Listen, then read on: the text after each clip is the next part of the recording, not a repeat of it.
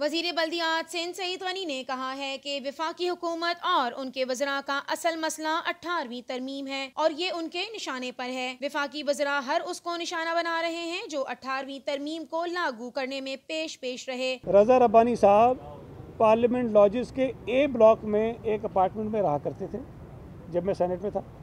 जब वो chairman senate बने तो उसके बाद उनको एक घर मिला। उससे पहले वो वज़ीर थे, तब उनके पास वहाँ एक घर था। लेकिन जब वो वहाँ से किसी ऐसे ओहदे से हटते थे जहाँ उनकी इंटाइटलमेंट नहीं थी, तो वापस वो अपार्टमेंट के अंदर आ जाते थे। तो मैंने ख़ुद उनको फ्लैट के अंदर रहते हुए देखा है और मैं समझता हूँ कि रज़ा रब्बानी साहब की जो इंटीग्रिटी है उसके ऊपर तो शायद उनके सख्त तरीन मुखालिफिन हैं वो भी उंगली नहीं उठाते हैं। इनको शायद मरोड़ कुछ पेट में और है।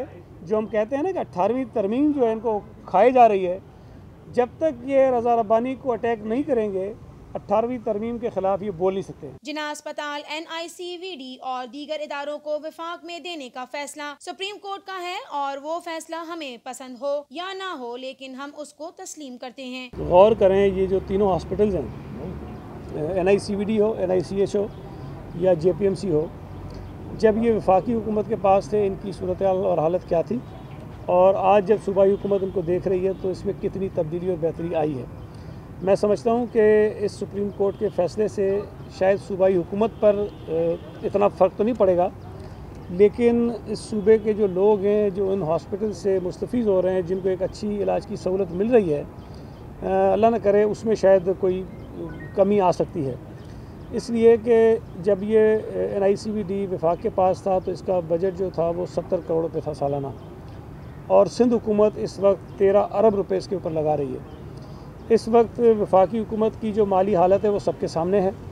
तो मैं नहीं समझता कि उनके पास ना उनकी प्रायोरिटी होगी और ना उनके पास इतने वसाइल होंगे, ना वो इतना पैसा देना चाहेंगे कि इन इदारों को उस सतह पर चलाया जा सके जहाँ पर सिंध हुकूमत ने उनको पहुँचा दिया है। अलीमा खान और इमरान खान ने पाकिस्तान और बैरून मुल्क से मिलने वाली ज़कात, खैरात और चंदे को शौकत खानम में इस्तेमाल के बजाय बैरून मुल्क अपनी जायदादें बनाने के लिए इस्तेमाल किया। ये हो नहीं सकता कि अगर एक इदारे के अंदर भाई और बहन बैठे हुए हों साथ, और अगर कोई इल्ज़ाम उनकी सिस्टर के ऊपर आ तो भाई कह रहा है मेरा ताल्लुक़ नहीं है।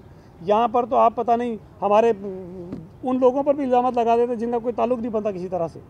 तो जिस तरह से पीपल्स पार्टी की लीडरशिप के ख़िलाफ़ लगने वाले इल्ज़ामात पर GIT बनाई गई, उनके ख़िलाफ़ तहकीकात करवाई गई, इसी तरह अलीमा खान साहिबा की जो जायदाद बेनकाब हो रही है, जो सामने आ रही है, GIT बनाई जाए, अपोजिशन के मेंबर्स को उस GIT के अंदर शामिल किया जाए ताकि हम इस कौम को ये बता सकें कि ये जो साफ़ और शफाफ चेहरे आपके सामने हैं ये बहुत ज़्यादा मकरूह हैं, इन्होंने बहुत ज़्यादा चोरी की है और ज़कात और फितरे के पैसे से ज़ाती जायदादें बनाई हैं। फवाद चौधरी के सूबा सिंध के दौरे के सवाल के जवाब में सूबाई वजीर सईद गनी ने कहा कि इनके दौरे का असल मकसद अलीमा खान की गैर मुल्की जायदादों के इशू पर तवज्जो हटाना था। एक सवाल के जवाब में उन्होंने कहा कि वो सिलाई मशीन जो अरबों रुपए बनाती है वो सिर्फ और सिर्फ इमरान खान और अलीमा खान के पास ही हैं, बाकी सिलाई मशीनें सिर्फ कपड़े सीने वाली हैं। एक और सवाल के जवाब में सईद गनी ने कहा कि मेरी जाती राय में वफाकी हुकूमत को इतना वक्त जरूर मिलना चाहिए कि वो अपनी कब्र